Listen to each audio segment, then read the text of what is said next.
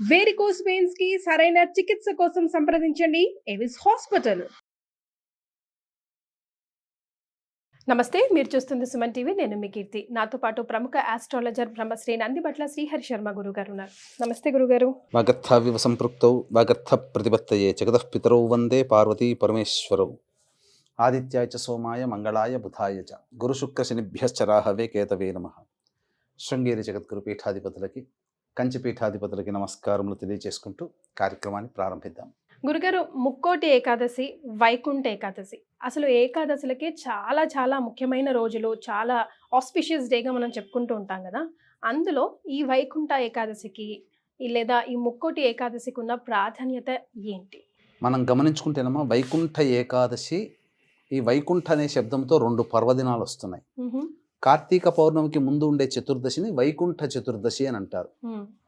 మరి ఈ వైకుంఠ ఏకాదశి ఈ పుష్యమాసంలో పౌర్ణమి ముందు వచ్చేటువంటి ఏకాదశిని వైకుంఠ ఏకాదశి, ముక్కోటి ఏకాదశి, ఇలా అనేక రకాలుగా తెలియచేస్తూ ఉంటారు. అయితే దీని గల ప్రాముఖ్యతను కనుక గమనించుకున్నట్లయితే, శాస్త్ర ప్రకారము ఈ వైకుంఠ ఏకాదశి రోజున ఎవరికైతే సహజ మరణం కలుగుతుందో వారికి డైరెక్ట్గా స్వర్గలోక ప్రాప్తి, అంటే మోక్షముని పొందుతారు. ఎందుకంటే మోక్షాన్ని ఇచ్చేవాడు విష్ణు భగవానుడు. ఇక దక్షిణాయనంలో చనిపోయినటువంటి వాళ్ళందరూ కూడా, స్వర్గానికి అర్హత కలిగిన వాళ్ళందరూ కూడా ఆ వైకుంఠ ఏకాదశి ద్వారం దగ్గర నిల్చుంటారట. వైకుంఠ ఏకాదశి రోజున స్వర్గద్వారాన్ని తెరుస్తారు, తద్వారా అందరూ కూడా స్వర్గానికి చేరుకుంటారు అని చెప్పి మనకు శాస్త్ర ప్రమాణం. ఇక ఈ వైకుంఠ ఏకాదశి అనేటువంటి పదానికి ఆ విశిష్టత కలగడానికి గల కారణము, పూర్వము కృతయుగంలో చంద్రావతి అనే నగరాన్ని పరిపాలించేటువంటి మురా అనేటువంటి రాక్షసుడు ఉండేవాడు. ఆ రాక్షసుడు దేవతల్ని, మానవులని, సమస్త లోకాలని పీడింపసాగిన తర్వాత అందరూ వెళ్ళి ఆ యొక్క విష్ణుమూర్తిని వేడుకున్నారు. విష్ణుమూర్తి 3 కోట్ల దేవతలతో వైకుంఠం నుంచి భూలోకానికి దిగి వచ్చి ఆ మురాసుని సంహరించాడు. ఆ విధంగా మురాసుని సంహరించినటువంటి రోజు ఏకాదశి కాబట్టి ఆ రోజున 3 కోట్ల దేవతలతో ప్రజల క్షేమార్థమై భూలోకాన్ని రక్షించడం కోసం వైకుంఠం నుంచి దిగి వచ్చినటువంటి రోజున కాబట్టి ఆ రోజున వైకుంఠ ఏకాదశి అని చెప్పి నామకరణంగా స్థిరపడిపోయింది. ఇక్కడ వీక్షించేటువంటి సుమన్ టీవీ ప్రేక్షకులు కూడా గమనించాల్సినటువంటి అంశం ఏంటంటే, ఈ 3 కోట్ల దేవతలంటే మనము సాధారణ వాడుక భాషలో 1, 10, 100, 1000, 1,00,000, కోటి, ఈ కోటి కాదమ్మా. సంస్కృతంలో కోటి అంటే గణము అని అర్థం. 3 గణములతో కూడుకున్నటువంటి దేవతా సమూహంతో భూలోకంకి వచ్చాడు. ఈ గణాన్ని సంస్కృతంలో కోటి అని అంటారు. తెలియక చాలామంది మన ధర్మాన్ని, మన శాస్త్రాన్ని విమర్శిస్తుంటారు. 3 కోట్ల దేవతలు వరుసగా 10 దేవతల పేర్లు చెప్పు అని చెప్పి మన వాళ్ళని హేళన చేస్తారు ఇతర మతాల వాళ్ళు. కానీ సంస్కృతం నేర్చుకొని ఉంటే దాని అర్థం తెలిసిన వాడు అంగీకరిస్తాడు. ఇది సందర్భంగా. తర్వాత మనం గమనించుకున్నట్లయితే ఒక ప్రత్యేకమైనటువంటి విశిష్టత ఉందమ్మా. ఈ లంకా నగరాన్ని పరిపాలించినటువంటి రావణాసురుడు, విభీషణుడు, ఈ ఇద్దరి ద్వారా దేవతా శక్తి అంతా లంకా నగరానికి వెళ్ళాల్సినటువంటిది భారతావనిలో స్థిరపడిపోయింది. అది మనం చేసుకున్న అదృష్టం అని చెప్పవచ్చు. ఎందుకంటే శివుని కోసం ఘోర తపస్సు చేసి శివుడి ఆత్మలింగాన్ని లంకా నగరానికి తీసుకొని వెళ్ళాలనుకున్నాడు. కానీ గణపతి, నారదుని యొక్క ఉపదేశము చేత గణపతి ఆ యొక్క రావణాసుడి యొక్క కోరికను తీర్చకుండా మన భారతదేశంలోనే ఆత్మలింగాన్ని స్థిరపడేటట్టు చేశాడు. అదే గణపతి విష్ణుమూర్తి యొక్క శక్తి అంతా కూడా నిక్షిప్తమైనటువంటి విగ్రహాన్ని లంకా నగరానికి చేరుకోకుండా చేశాడమ్మా.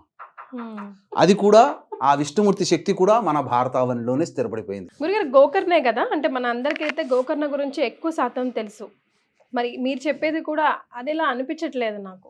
ఇది విష్ణు మాయని నిక్షిప్తం చేసినటువంటి ప్రదేశం అమ్మ. దీనికి ఏంటనంటే, పూర్వం మహాప్రళయం అంతా వచ్చిన తర్వాత మనకేం చెప్పబడుతుంది, విష్ణుమూర్తి బాలుడి రూపంలో రావి ఆకు మీద పడుకొని కాలి నోరు నోట్లో పెట్టుకొని ఉద్భవిస్తాడు. ఆయన తదనంతరం పూర్వం మళ్ళీ బ్రహ్మాండం అంతా సృష్టించబడుతుంది.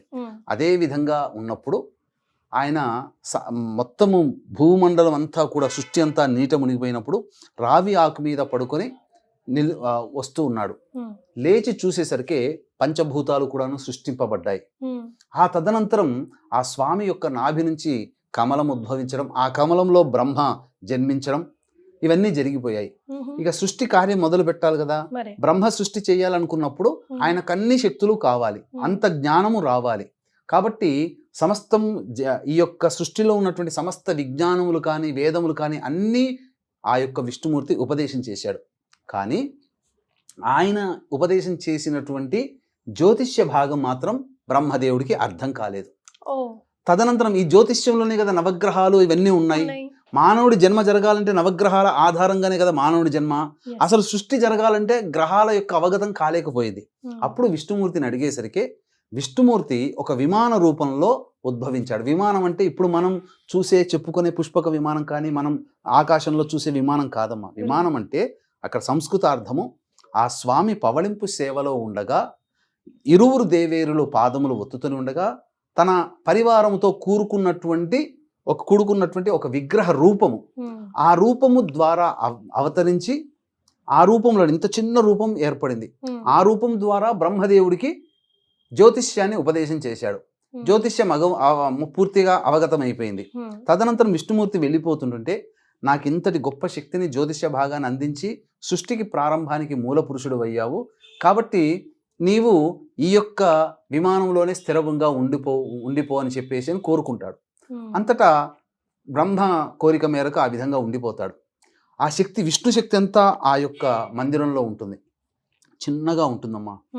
తర్వాత ఈ బ్రహ్మ ఏం చేశాడు, సూర్యవంశ మూల పురుషుడైనటువంటి ఇక్ష్వాకు మహారాజుకి ఇచ్చాడు. ఈ ఇక్ష్వాకు మహారాజుకి ఇచ్చి దీన్ని ప్రతినిత్యము కూడా అర్చన, అభిషేకములు, పూజాది కార్యక్రమాలు నిర్విఘ్నంగా కొనసాగించు అని చెప్పి బ్రహ్మ ఇక్ష్వాకుకి ఇచ్చాడు. ఆ ఇక్ష్వాకులు తరంలో ప్రతి తరంలో కూడా అది పూజలు అందుకుంటూ వస్తుంది. ఆ ఇక్ష్వాకు తరంలోని వాడే భగీరథుడు, రఘుమహారాజు, అజమహారాజు, దిలీపుడు, దశరథుడు కొడుకు అయినటువంటి రాముడు. ఇప్పటికి ఇంకా ఉందా గురుగారు? చెప్తాను. అదే ఆ విశేషత మీ యొక్క సంబంధించినటువంటి దానికి తెలియజేస్తున్నాను. రాముడి దగ్గరకు వచ్చేసేసరికి రాముడు కూడా నిత్యము పూజ చేశాడు. దాన్ని చేసిన తర్వాత అవతార సమాప్తి అయిపోతుంది.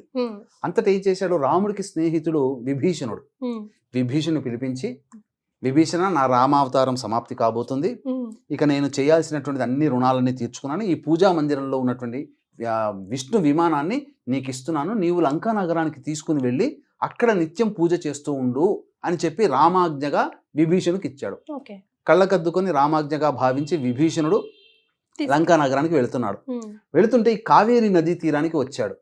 రాగానే సూర్యాస్తమయం అవుతుంది, సంధ్య వార్చుకోవాలి, బ్రాహ్మణుడు కదా విభీషణుడు. ఇక సంధ్య వార్చుకునే సమయానికి ఈ యొక్క భూమి మీద పెడితే శక్తి అంతా కోల్పోతుందని చెప్తాడు రాముడు. అందుకని ఎవరైనా పట్టుకునే వాళ్ళు వస్తారా అని ఎదురు చూస్తుంటే బ్రాహ్మణ బాలకుడి రూపంలో వినాయకుడు వస్తాడు. ఆ శక్తి అంతా ఎక్కడికి వెళ్ళకూడదనే ఉద్దేశంతో వచ్చి పట్టుకుంటాడు. సేమ్ యాజ్ ఇట్ ఈజ్గా రావణాసుడి చేతిలో ఆత్మలింగం ఏ విధంగా నిక్షిప్తమైందో, ఎలా వినాయకుడైతే ఎలాంటి మాటలు మాట్లాడాడో అదే సంభాషణ ఇక్కడ విభీషణుడితో కూడా చేస్తాడు. నేను కొంత సమయం వేచి చూస్తాను, రాకపోతే ఇక్కడ పెట్టేస్తాను, నాకు తోచిన చోట పెట్టేస్తాను, నేను వెళ్ళిపోతాను అని చెప్పి. ఇక బాలకుడు పట్టుకున్నాడు కదా, చాలా సమయం ఉంది కదా అని చెప్పి భావించి స్నానం చేస్తూ చక్కగా కొంత సమయం గడిచింది. అలాగే సంధ్యావందనం అన్నీ తీర్చుకున్నాడు. అయిపోయి వస్తూ ఉంటుంటే బాలుడు భరించలేక నేను పెట్టేస్తానని చెప్పి పెట్టి వెళ్ళిపోతాడు. వెళ్ళిపోయేసరికి కోపం వచ్చినటువంటి విభీషణుడు ఎక్కడ పోయాడో బాలకుడు అని చెప్పి చుట్టూ చూస్తే ఆ దేవాలయం ఉంటుంది. ఆ దేవాలయంలో నిలబడి ఉంటాడు. నా యొక్క శక్తిని అంతా నేను ఎంతో ప్రేమగా తెచ్చుకుందాన్ని చేస్తామని చెప్పి మొట్టికాయ వేస్తాడు. అక్కడ మొట్టికాయ వేస్తే ఆ యొక్క ఇక్కడ రంధ్రం ఇట్లా సొట్ట పడుతుంది. అక్కడ సేమ్ ఆ యొక్క గోకర్ణ క్షేత్రంలో గణపతికి ఎలా అయితే సొట్టి ఉంటుందో అక్కడ కూడా ఆ విధంగానే సొట్ట ఉంటుంది. అదే ఉచ్చై పిళ్ళయ్యార్ అనే నామంతో అక్కడ వినాయకుడు కొలవబడుతున్నాడు. ఇప్పటికీ అక్కడ కూడా సొట్ట ఉంటుంది వినాయకుడి నెత్తి మీద. అది తమిళనాడులో కుంభకోణం దగ్గరలో ఉందమ్మా. అదే మన ఇక్కడికి శ్రీరంగం దగ్గరలోనే ఉంది. ఎందుకంటే ముక్కోటి ఏకాదశి శ్రీరంగంలో చాలా బాగా ప్రాశస్త్యంగా చేస్తారు. అందుకని ఈ ముక్కోటి ఏకాదశి సందర్భంగా ఆ శ్రీరంగనాథుడు దేవాలయం దగ్గరలోనే ఉచ్చై పిళ్ళయ్యారు అనేటువంటిది ఉందమ్మా. అక్కడే ఉంటుంది అది. తర్వాత విభీషణుడు వచ్చి ఆ స్వామిని వేడుకుంటాడు. స్వామి నీవు రా స్వామి నాతో పాటు అని అంటే, నేను ఇక్కడే ఉండదలుచుకున్నాను అని చెప్తాడు. నిన్ను పూజించే అవకాశం నేను కోల్పోతున్నానంటే నీకు సంవత్సరానికి ఒక రోజున నేను అర్చించే విధానాన్ని నీకు అనుమతిస్తున్నాను, ఇక్కడే నా దగ్గరే ఉండుగా అని చెప్పాను అంటాడు. అందుకని శ్రీరంగనాథుడు ఇంతగా ఉన్నటువంటి విమానం ఆత్మలింగం ఏ విధంగానైతే పెరిగి పెద్దదైందో అంతకింతకి పెద్దదిగా పెరిగిపోయి ఇప్పుడు ఆ శ్రీరంగనాథుణ్ణి చూడాలంటే 3 ద్వారాల గుండా చూడాలి. ఒక ద్వారం గుండా వెళ్ళి చూస్తే నమస్కారం చేస్తే కాదు, ఆయన పూర్తి విగ్రహాన్ని చూడాలంటే 3 ద్వారం, అంత పెద్దగా అయిపోతాడు. తర్వాత ఆయనకి దక్షిణాభిముఖంగా తూర్పు ముఖంగా శ్రీరంగనాథుంటే దక్షిణాన్ని చూస్తూ అంటే శ్రీరంగనాథుడిని చూస్తూ ఈ విభీషణుడి దేవాలయం అక్కడ ఉంది. ఈ ముక్కోటి ఏకాదశి రోజునే మాయారూపంతో ఆ యొక్క శ్రీరంగనాథ స్వామి దేవాలయానికి చేరుకొని చక్కగా అక్కడ అభిషేకం అర్చన జరిపించి వెళతాడు. అంటే దేవతల కాలమానానికి మన భూలోక కాలమానానికి తేడా ఉంటుంది. మనకు 6 నెలలు ఈజ్ ఈక్వల్ టు దేవతలకు ఒక పగలు, 6 నెలలు ఈజ్ ఈక్వల్ టు ఒక రాత్రి, మనకు సంవత్సరం కలిపితే వాళ్ళకు ఒక్క రోజు. విభీషణుడు వచ్చి ఒకరు ముక్కోటి ఏకాదశి రోజున చేస్తున్నాడంటే దేవకాలమాన ప్రకారం ప్రతిరోజు వచ్చి పూజ చేస్తున్న ఫలితం దక్కుతుంది. ఇది ఈ విధంగా. అంతేకాకుండా గోదాదేవి ఈ ధనుర్మాసంలోనే వ్రతాన్ని ఆచరించి విష్ణు చిత్రుడు తన తండ్రి అయినటువంటి విష్ణు చిత్రుడి కలలో శ్రీరంగనాథుడు ప్రత్యక్షమై మీ అమ్మాయిని నేను వివాహం చేసుకుంటాను, పలానా రోజురా అంటే భోగి రోజున వచ్చి ఆ యొక్క శ్రీరంగనాథుడు వివాహం చేసుకున్నటువంటి క్షేత్రము గోదాదేవిని ఈ యొక్క ముక్కోటి ఏకాదశి. ఇంతటి విశిష్టత ఉందమ్మా. ఈ కథ ఎవరికైతే తెలుస్తుందో, ఎవరైతే వింటారో వాళ్ళకందరికీ కూడా శ్రీరంగనాథుడి యొక్క దివ్య దర్శనం పొందిన పుణ్య ఫలితాన్ని పొందుతారమ్మా. ఎస్, అంటే ముక్కోటి ఏకాదశి అనగానే దేవుడి దగ్గరికి వెళ్ళాలి, వైకుంఠ ద్వారం మీదగా వెళ్ళాలి, దండం పెట్టుకొని రావాలనే తెలుసు, కానీ దీని వెనకాల ఇంత గాథ ఉంది. మీ ద్వారానే ఈరోజు తెలుసుకున్నాం గురుగారు. అయితే ఖచ్చితంగా మేము చేయవలసిన ఏదైనా విధి విధానం ఈరోజు ఉందంటారా? మీరు అన్నట్టుగా ఉత్తర ద్వారం గుండా ఎందుకు దర్శనం చేసుకుంటామంటే భూలోకంలో ఏకాదశి తిథి ఏర్పడడానికి మురాసురుడు అనేటువంటి రాక్షసుని సంహరించడం కోసం వైకుంఠము ఉత్తర ద్వారం గుండా భూలోకానికి వచ్చాడు. అసలు వైకుంఠానికి ఉత్తర ద్వారమే ఉంటుంది. ఆ ద్వారం గుండానే మధుకైటబులు వాళ్ళకి కలిగినటువంటి దోషాలని శాపాలను నివృత్తి చేసుకోవడం కోసం మధుకైటబులు ఉత్తర ద్వారం గుండా విష్ణుమూర్తిని దర్శించుకున్నారు. అలా వాడుకలోకి వచ్చింది. ఆ రోజున ఏకాదశి తిథి చాలా మంది ఏమంటున్నారంటే మనకు ఉదయం 10 గంటల 20 నిమిషాల కల్లా వెళ్ళిపోతుంది, తక్కువ సమయం ఉంది కదా, తర్వాత ద్వాదశి వస్తుంది, ముందు రోజు ఏకాదశి ఉంటుంది కాబట్టి ఆ రోజున వ్రతం ఆచరించాలని అంటే పండుగలకైనా నోములకైనా వ్రతాలకైనా సూర్యోదయానికి ఏ తిథి ఉంటుందో ఆ తిథిని మాత్రమే మనం పరిగణనలోకి తీసుకోవాలి.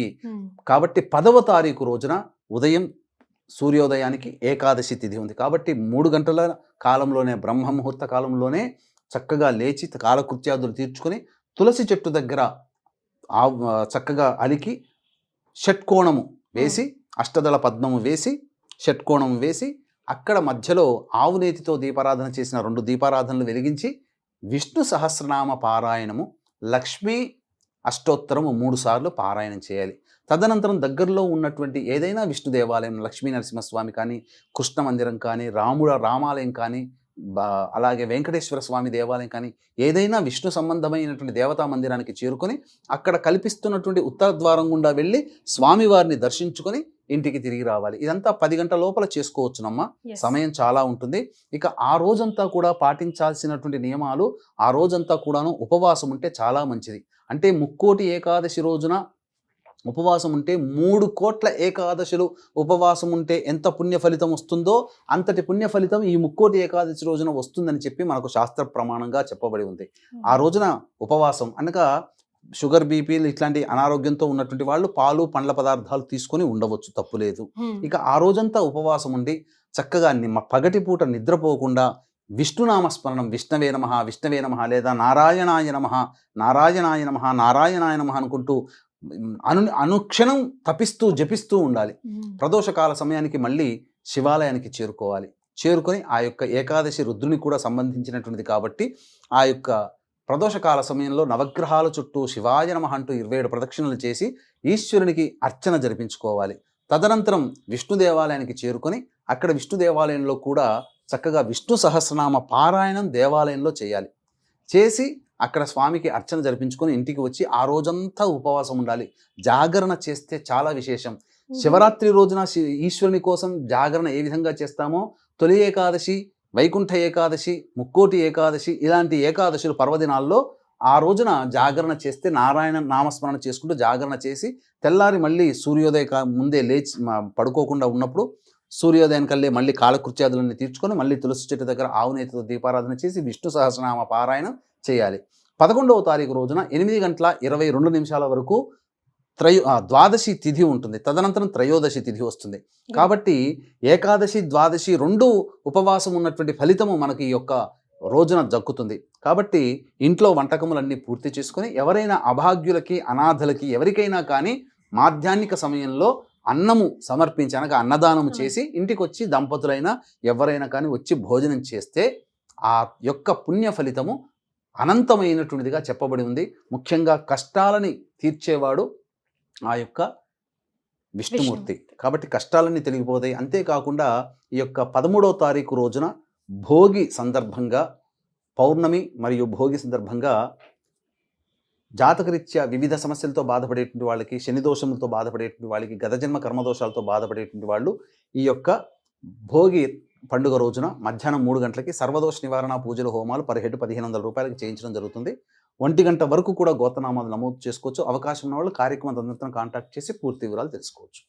చాలా సంతోషం గురుగారు. వైకుంఠ ఏకాదశి, ముక్కోటి ఏకాదశి గురించి అసలు మాకు తెలియని చాలా విషయాలు వివరించారు. ధన్యవాదాలు. సర్వం శ్రీ ఉమామహేశ్వర పరబ్రహ్మార్పణమస్తు.